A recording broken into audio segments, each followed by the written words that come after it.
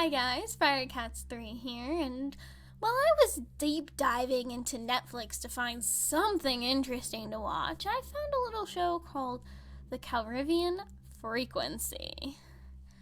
Now, before I start this, I don't really feel like my avatar looks the part for this review, so give me one little second. There, now she's creepy enough.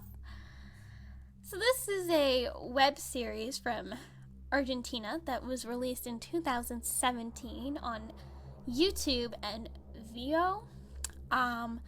Personally, I had never heard of it until I found it randomly on Netflix, and I have never seen a commercial for it, okay?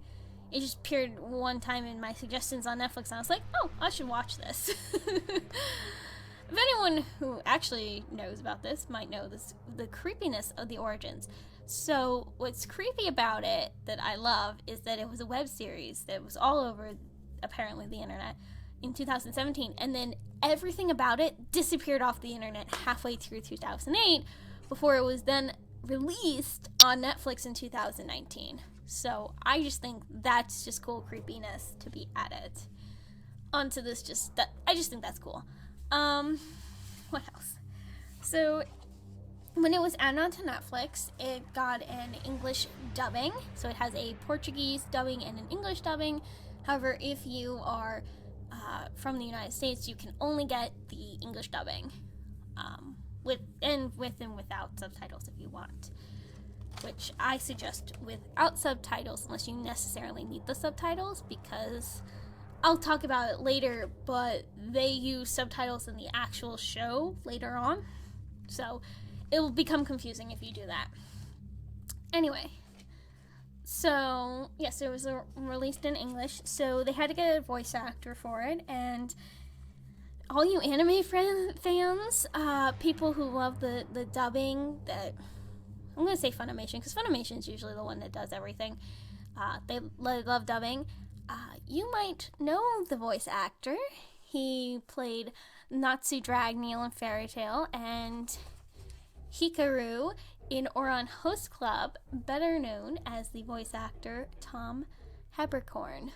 Yes, Tom Haberkorn is the radio host in the Kirlian Frequency. And I said that wrong, but I'm just going to keep going.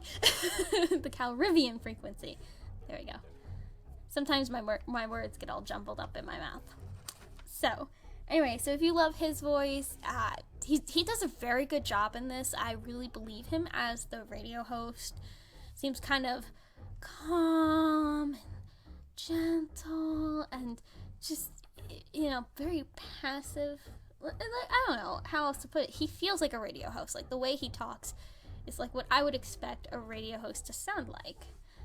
And then the only other thing I wanted to say about the technicalities of it was that if you wanted to watch this entire series in a day, it's pretty easy. The episodes are from 8 to 10 minutes because it was originally a web series and then it was just added onto Netflix. So, it's not that hard. There are only 5 episodes currently out. I don't know if they were going to make a second season. Or not. Like, it's weird. If you type in second season, they'll give you, like, the 5th episode as the first episode of the second season, but it's not. Anyway. So, there's only 5 episodes. They're really short. I suggest you watch it, but if my slowly droning on about the interesting background of this show hasn't given you enough thought, let me talk about the actual show and why I loved it when I watched it. I'm going to do my best not to spoil anything because I really suggest that you go out and watch it. It's really well made.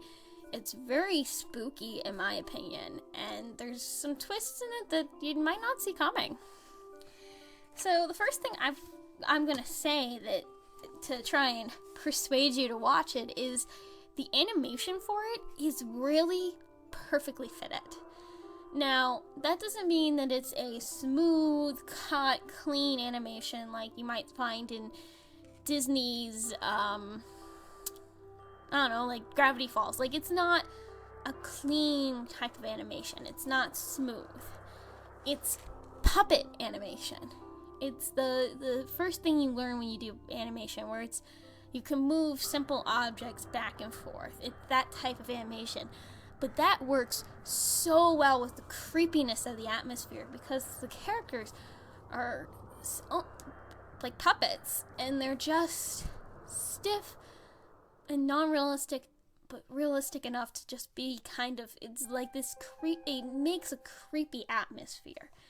You know, everyone's scared of like things from when you're younger, puppets and clowns and all that. So this kind of, it emphasizes that creepiness that you would see around if you were in a dark room of a puppeteer. So I think that's great. They also do really well with the backgrounds. Like, there's little details in the backgrounds that are just so well done, and the shades of blues and purples and some like reds just work so well to create this creepy atmosphere that just makes your spine tingle. And then after they've done all that crazy artistic darkness, they give you crazy cool shots, like in one of the episodes. So how they design the characters, they're basically all the characters are just black, and then they have little hints of detail. So like the radio host has his giant glasses are white, and then he's got like you can see that he has the outline of headphones on, and his mouth is kind of cut open kind of way. I always took that as like he was a skeleton, but I'm not quite sure. I don't know, they've never revealed that in the show. And this is not a spoiler, because if you look at any of the pictures of him, you'll also feel like, oh, maybe he is a skeleton. Anyway, but like the characters don't have immense detail. You might be able to figure out where their clothes are and their eyes, but that's like it.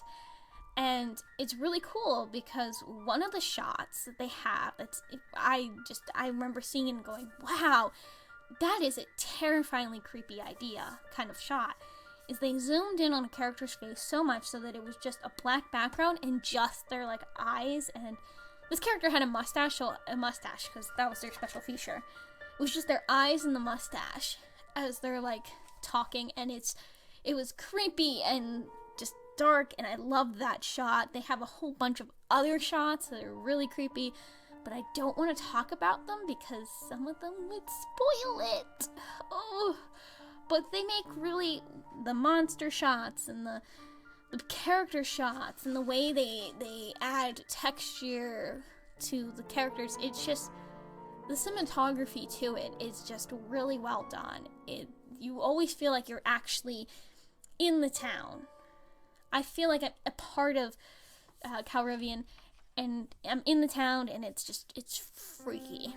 It's creepy. It's our little creepy town to be a part of.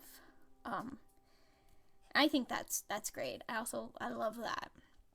So besides the creepy animation and the creepy background style and the artistic part, they also have great effects, like sound effects. So they have, like, he sounds like it doesn't sound like he's on the radio. Like, he doesn't have, like, don't think like Alistair from Hazbin Hotel, like, he doesn't have that type of sound effect, like that creepy radio sound to him. No, his voice is pretty clear, but like they have the sound effects of radios, what you would expect to hear in a studio. Like, as he's talking, when he clicks on to something else, you'll hear the clicks. And when he starts up his broadcast, you hear the radio static that first comes on when you turn on any radio. And it's really nice sound effects, you know? And of course they cut out sounds too, like, so as the show goes on, so they have the part where he's talking and the other characters kind of giving him what's going on and stuff like that. So the part where you can just watch with, well, you know, you can hear them actually talking, and then they'll hit a point where he'll like go, okay, now we're gonna listen to some tunes type of deal. It doesn't really say that, but like, listen to some tunes, and he'll click it, and then they'll have this whole scene with just the sound, the music sound, which, by the way, is always a creepy music that just matches the tone of the episode. Just gotta add that. It's just this creepy music that matches the tone. And they'll have the characters still holding on a conversation, but you can't hear them. You can't hear them because you're listening to the radio. So they're chatting back and forth, but you have to read the subtitles. This is why before when I said, oh, you can have the subtitles on if you want, but it'll get confusing. That's why it'll get confusing, because there is a point in which there's no sound going on. Well, there's sound going on, but these characters aren't talking, and you actually have to be paying attention and reading the subtitles. And I think that like adds so much to the creepy factor, because now you have to be even more drawn into the story, because now you have to be paying even more attention to it. Not that you wouldn't be watching it. I mean, this show is so captivating, in my opinion. It's just, it pulls you in. It's like when we were like a part of, I know I'm showing my age at this point, but if you were a part of the creepypasta phase on the internet, when like everyone thought it was cool, creepypastas were so cool and they were so interconnected into the internet, and there's multiple places to go and anyone can make them. It's kind of like that feel, like that thrill. Like there's no way any of this is true, but it's when you suspend disbelief and just be a part of it. It's fun, it's thrilling, and it's creepy. You know, it's just this creepy idea. So the sound's really cool, and the music they pick is really good too. In one of the episodes, they actually have. It circles around witches, and that's all I'm gonna say, because the rest is gonna be, you'll enjoy it. But when they get to that point where they have just the subtext talking, no character talking, they have this beautiful, eerie song that kind of sounds like a nursery rhyme that maybe like the witches would teach their young type of deal. It's like a chant, but like done by children type of deal, and it just. Woo! The mood at that moment, I was so, like, the hair on the back of my neck was standing up. So, yeah, on top of animation that fits, the art and design characters are totally creepy and awesome. The music and sound effects match the atmosphere. The creepy subtext that happens towards the end of the episode.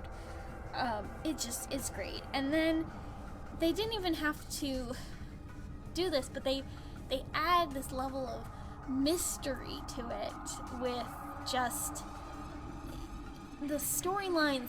They'll make homage to like Stephen King, like their stories. They'll make homages to some creepy stuff. At least that was in one of the episodes. I remember seeing that. And they'll just. The show takes horror and takes what you would expect the horror to be and kind of flips it. And if you rewatch the episodes, you'll see that they're giving you hints to this is not what you think it is type of thing. I know in one episode, after watching it and having the monster revealed, I totally was so like I rewatched it because I was like, oh my goodness, how could I be so blind? And after rewatching it, I saw all the little subtleties they give you. So they actually give you some subtleties in the show to say, hey, this isn't what you think it is, which I just love. And then the show also has great continuity for, again, 5 episodes, so it's not like you have to have insane continuity. It's only 5 episodes, 8 minutes long. It's not hard to keep continuity. But, like, there's a letter that's mentioned in the first episode that they talk about, and it comes back up in the 3rd episode, and then, or was it the 3rd episode? No, it comes back up in the 4th episode, and then the 5th episode ends with it. So, like, this letter that they're talking about, and things that he says that are subtle, come together towards the end. Just things that you're like, oh, yeah, of course. you're talking about a real town or whatever type of thing. Like, oh, it's a creepy town. Of course they don't want people around. It's just, whew, the continuity is great. There's things that the radio guy says that calls back to the earlier episodes. It's beautiful. You know, and as to quote a interesting brony analyst, continuity. I love continuity. It's great. So yeah, I really suggest this show. It's really good. I don't know what else to tell you other than the sound, the animation. It's really well put together. Great continuity. I don't know what else I can say to get you to watch it, because I think it's just awesome. I think, yeah, the only things that I really dislike, there's certain parts where it's a little slow, but that's like a very nitpicky thing. Very nitpicky. There's only 5 episodes. So it's really a fast watch, and rewatching it's fun. You get to notice the subtleties you missed. So yeah.